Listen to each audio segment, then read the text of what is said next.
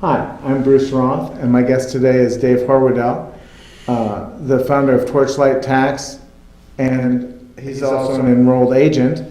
And Dave, the question I wanted to ask you today is, you've talked in other videos about having someone who's a well-prepared professional can save you maybe thousands of dollars in taxes or penalties or interest or whatever. Can you give me a couple of examples of that? Yes, I had one gentleman. He had gotten divorced and moved from Clearwater, Florida to Las Vegas, Nevada. And he'd been in real estate when the real estate market crashed, and he lost literally everything. He had no assets left. And the final thing was he had a house that was foreclosed on in Clearwater, Florida, and the bank, when they foreclosed on the house, they forgave a $90,000 debt. And his ex-wife took that in and took it to a big CPA firm, and they looked it over and they said, well, $90,000 debt, oh, that's a $30,000 tax. And they put into the Internal Revenue Service that this couple owns $30,000 because they had a forgiven debt as part of the short sale of their house.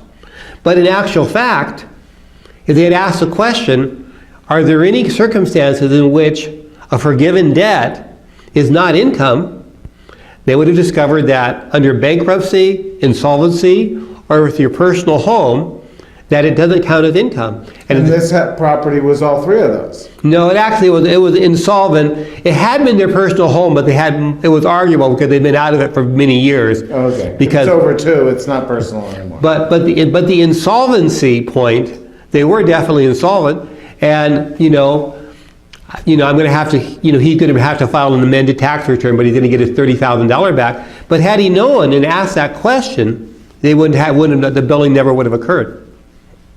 Okay. Any other examples that Yes. you bear mentioning? Yeah, this is another example of a guy who came in, and he had already filed his taxes, and he paid, in addition, he was a high-end electrician, been in the union for 30 years, way up on the electrician, command channel, big dude, right?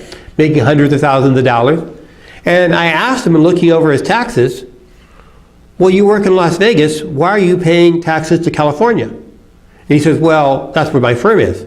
How long have you been in Las Vegas? He goes, a year and a quarter, year and a half, something like that. I think, great. Well, you know what? You don't owe those taxes.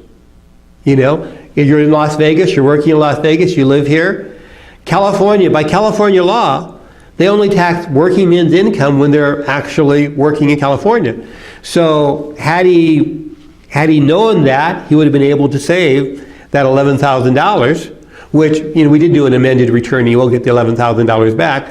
But the question would be, well, if you work and live in one state and you're paid from another, the company in another state, well, who owes the taxes? What state do you pay taxes to? If you'd asked that question, would have been a little bit easier for him. It would have saved that $11,000 immediately rather than having to wait to get it back. Luckily, he came and saw me on a different issue, and I spotted that. Great. Those are two great examples. Cool. Thank you so much, Dave. And thank you.